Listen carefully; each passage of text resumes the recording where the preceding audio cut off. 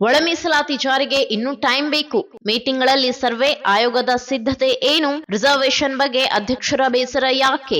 ನಾಗಮೋಹನ್ ದಾಸ್ ಮಾಡಿರೋ ಮಹತ್ವದ ಘೋಷಣೆ ಏನು? ಹೇಗಿರುತ್ತೆ ಸಮೀಕ್ಷೆ? ಯಾರೆಲ್ಲ ಇರ್ತಾರೆ ಸಮಿತಿಯಲ್ಲಿ? ಎಲ್ಲೆಲ್ಲಿ ಸರ್ವೆ ನಡೆಯುತ್ತೆ? ನಿಮ್ಮ ಜವಾಬ್ದಾರಿ ಏನು?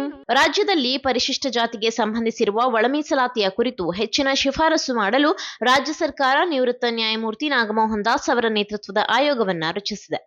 ಅಲ್ಲದೆ ಈ ಆಯೋಗವು ಮೇ ತಿಂಗಳ ಮೊದಲ ವಾರದಲ್ಲಿ ರಾಜ್ಯಾದ್ಯಂತ ಒಳ ಮೀಸಲಾತಿಗೆ ಸಂಬಂಧಿಸಿರುವ ಹಲವು ಅಂಶಗಳ ದತ್ತಾಂಶ ಸಂಗ್ರಹಕ್ಕೆ ಸಮೀಕ್ಷೆ ನಡೆಸಲಿದೆ. ಸಮೀಕ್ಷೆ ಹೇಗೆ? ಇನ್ನು ಈ ಒಳ ಮೀಸಲಾತಿಯ ಜಾರಿಯ ವಿಚಾರವನ್ನ ಗಂಭೀರವಾಗಿ ಪರಿಗಣಿಸಿರುವ ರಾಜ್ಯ ಸರ್ಕಾರವು ಸಮೀಕ್ಷೆಯಿಂದ ಯಾರೊಬ್ಬರೂ ಹೊರಗುಳಿಯಬಾರದು ಎಂಬ ಕಾರಣಕ್ಕಾಗಿಯೇ ಹಲವು ಪ್ರಮುಖ ಕ್ರಮಗಳನ್ನ ಕೈಗೊಂಡಿದೆ. ಅಲ್ಲದೆ ಸಮೀಕ್ಷೆಯಲ್ಲಿ ಪ್ರತಿಯೊಬ್ಬರೂ ಕೂಡ ಭಾಗಿಯಾಗುವ ಉದ್ದೇಶದಿಂದ ಮನೆ ಮನೆಗೆ ತೆರಳಿ ಮಾಹಿತಿ ಸಂಗ್ರಹಿಸಲಾಗುತ್ತಿದೆ. ಹಾಗೆಯೇ ಈ ಬಾರಿ ವಿನೂತನವಾಗಿ ಮೊಬೈಲ್ ತಂತ್ರಾಂಶವನ್ನ ಬಳಸಿ ಆಯೋಗದ ತಂಡ ಸಮೀಕ್ಷೆ ನಡೆಸಲಿದೆ. ಇನ್ನು ಒಂದು ವೇಳೆ ಯಾರಾದರೂ ಇದರಿಂದ ದೂರ ಉಳಿದಿದ್ದರೆ ಅವರನ್ನು ಇದರಲ್ಲಿ ಒಳಗೊಳಿಸಬೇಕೆಂಬ ಕಾರಣಕ್ಕೆ ಆಯೋಗವು ಗ್ರಾಮ ಪಂಚಾಯಿತಿ ಮಟ್ಟದಲ್ಲೂ ತಾತ್ಕಾಲಿಕ ಸಮೀಕ್ಷಾ ಕೇಂದ್ರಗಳನ್ನ ತೆರೆಯಲು ಮುಂದಾಗಿದೆ. ಅಲ್ಲದೆ ಈ ಎರಡರಲ್ಲೂ ಮಾಹಿತಿ ಒದಗಿಸಲು ತೊಂದರೆಯಾದವರಿಗಾಗಿಯೇ ಆನ್ಲೈನ್ ಅವಕಾಶವನ್ನು ನೀಡಲಾಗಿದ್ದು, ಒಟ್ಟು 3 ವಿವಿಧ ರೀತಿಯಲ್ಲಿ ದತ್ತಾಂಶಗಳನ್ನ ಸಂಗ್ರಹಿಸಲು ಆಯೋಗ ಸಿದ್ಧತೆ ನಡೆಸಿದೆ. ಸಮನ್ವಯ ಸಮಿತಿಯಲ್ಲಿ ಯಾರೆಲ್ಲ ಇರ್ತಾರೆ? ಅಲ್ಲದೆ ಈ ಸಮೀಕ್ಷೆಯು ಅತ್ಯಂತ ಪರಿಣಾಮಕಾರಿಯಾಗಿ ನಡೆಯಬೇಕೆಂಬ ಉದ್ದೇಶಕ್ಕಾಗಿ ಸರ್ಕಾರದಿಂದ ರಾಜ್ಯ ಮಟ್ಟದ ಸಮನ್ವಯ ಸಮಿತಿಯನ್ನ ಹೆಚ್ಚುವರಿ ಕಾರ್ಯದರ್ಶಿ ಅವರ ಅಧ್ಯಕ್ಷತೆಯಲ್ಲಿ ನೇಮಕ ಮಾಡಲಾಗಿದೆ.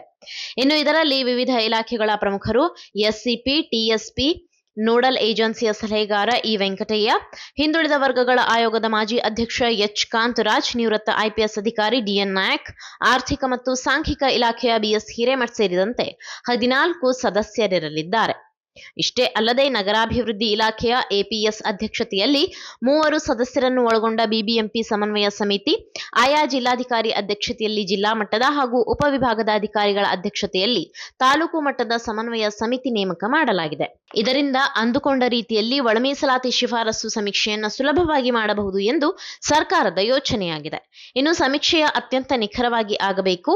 ಜಿಲ್ಲಾ ಮತ್ತು ತಾಲೂಕು ಮಟ್ಟದ ಸಮಿತಿಯ ಪರಿಶಿಷ್ಟ ಜಾತಿಯ ಕುಟುಂಬಗಳ ಸಮೀಕ್ಷೆ ಕೈಗೊಳ್ಳುವುದರ ಮೇಲುಸ್ತುವಾರಿಯನ್ನ ಸಮಿತಿ ನೋಡಿಕೊಳ್ಳಬೇಕು. ಅಲ್ಲದೆ ಯಾವುದೇ ತಪ್ಪಾಗದಂತೆ ನಿಗದಿತ ಅವಧಿಯಲ್ಲಿ ಸಮೀಕ್ಷೆ ಮುಗಿಸಬೇಕು.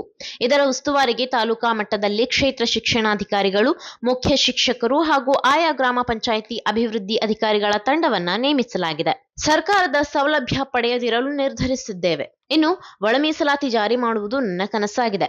ನಾನು ರಾಜ್ಯ ಸರ್ಕಾರಕ್ಕೆ ಸಲ್ಲಿಸಿರುವ ವರದಿಯಲ್ಲೂ ಇದನ್ನೇ ತಿಳಿಸಿದ್ದೇನೆ. ಅಲ್ಲದೆ ಆರಂಭದ ದಿನಗಳಿಂದಲೂ ಒಳ ಮೀಸಲಾತಿ ದೊರೆಯಬೇಕೆಂಬ ನನ್ನ ಬಯಕೆಯಾಗಿದೆ. ಈ ಅವಕಾಶ ನನಗೆ ಒದಗಿ ಬಂದರೂ ಸಮರ್ಪಕವಾಗಿ ದತ್ತಾಂಶಗಳು ಸಿಕ್ಕಿಲ್ಲದ ಕಾರಣಕ್ಕಾಗಿ ಶಿಫಾರಸು ನೀಡಲು ನನ್ನಿಂದ ಸಾಧ್ಯವಾಗಿಲ್ಲ. ಅಲ್ಲದೆ ಈ ಪರಿಸ್ಥಿತಿಯಿಂದ ನನಗೆ ಬಹಳಷ್ಟು ಬೇಸರವಾಗಿದೆ.